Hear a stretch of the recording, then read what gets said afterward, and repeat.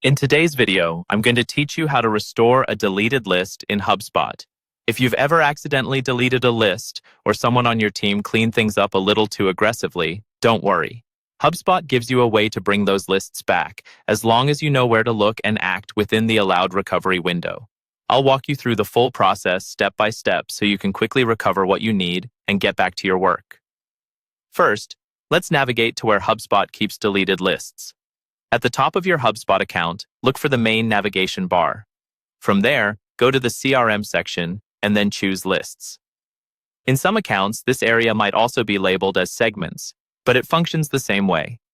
Once you're on the Lists or Segments page, look toward the top of the screen for the set of tabs that let you switch between different list views.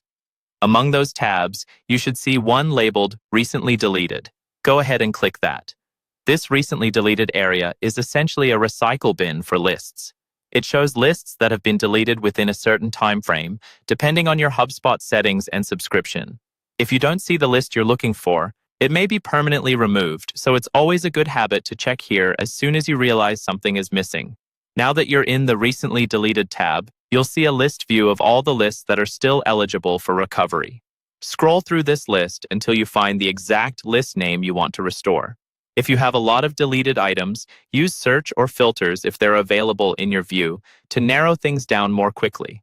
Once you've located the list, hover your mouse over its name. When you hover over it, additional options should appear on the right side or within a small menu. Look for the option labeled Restore and click it. Hubspot will then display a confirmation dialog to make sure you really want to bring this list back. Read the confirmation dialog so you understand what's being restored and any notes Hubspot may display about the process. When you're ready, click Restore again to confirm. After a few moments, the list will be moved out of the recently deleted area and returned to your main lists section, where you can use it just like before.